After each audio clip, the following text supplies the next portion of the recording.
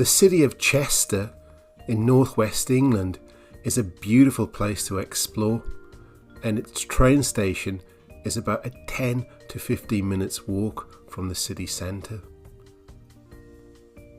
My name's Stuart Forster. I'm an award-winning travel writer, and I've had the pleasure to visit Chester several times over the past couple of years. I'm going to point out some of the things that I like about the city. You'll notice that I've given more than 40 tips and recommendations on things to do in text at the bottom of the screen. Obviously, the more time you have to spend in the city, the more you'll be able to see, because there are lots of wonderful details as you look around.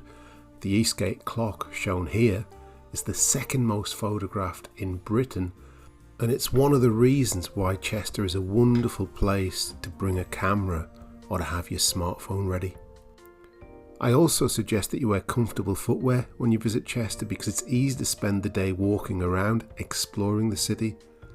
There are many historic buildings, and it's easy simply to follow your nose from one thing to the next. Uniquely, there are galleries of shops above street level that are known as the Rows. I enjoy spending time looking up at the details of buildings and the stories that are told on the facades. I really enjoy wandering about in Chester, and I recommend it because there's lots to do and see. One of the undoubted highlights is the race course, which is the oldest in England.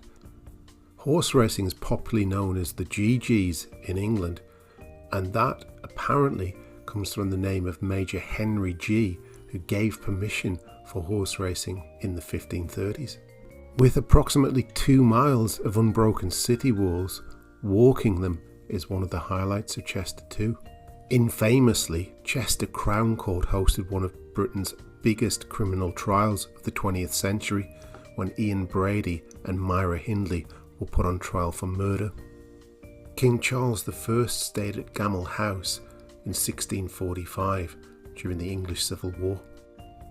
Black and white timber framed buildings would not have been uncommon during the time that he was alive. And while the city is steeped in history, it also has modern buildings. Yet Chester Cathedral was founded in the 11th century, and it really is worthwhile spending time inside this grand place of worship. In addition to beautiful stained glass windows, the cathedral hosts one of Britain's oldest and most complete ecclesiastical courts. And there's some magnificent historic artwork.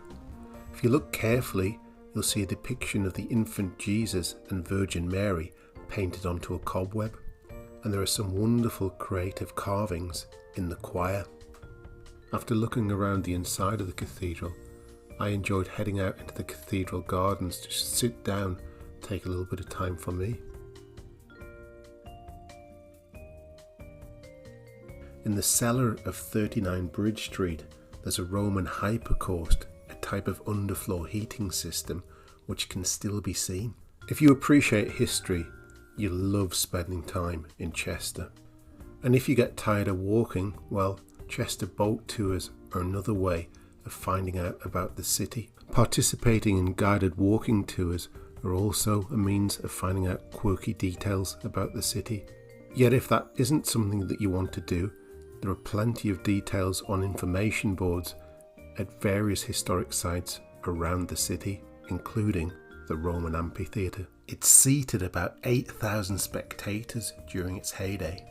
Eerily, the city's oldest church has a coffin displayed in its wall. Find out more on a Dark Chester tour. Participating in a walking food tour provided insights into the city's heritage and also local food and drink. After sampling Cheshire cheese, we headed to the Phoenix Tower, also known as the King Charles Tower, where in 1645 King Charles I watched his army defeated at the Battle of Rowton Moor. Opened in 1869, Chester Town Hall is a grand neo-Gothic building. Civic pride is palpable inside. Chester's certainly not short of good places to eat and drink, and I enjoyed visiting the Rooftop Social Club. To orientate and hear about the city's heritage, you may enjoy participating in an open-top bus tour. City sightseeing run tours that are hop on, hop off, with 12 stops in total, and the tickets are valid for a year.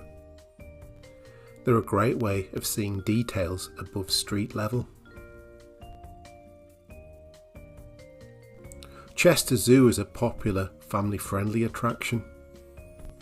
Since the second half of 2025, it's been possible to stay at luxury lodges within the zoo. The zoo was founded in 1931 and plays a role in conservation projects around the world. Chester Market has a variety of food stalls, and when I travelled there alone, I found it a good place to eat. Also in the city centre, the Story House is another popular place to eat. It's a mixed-use space with a restaurant, a cinema, a theatre and a library. I hope that you'll enjoy your trip to Chester as much as I enjoy mine. And if you found this video useful, please give it a like and follow Go Eat Do. See visitcheshire.com for more about the area.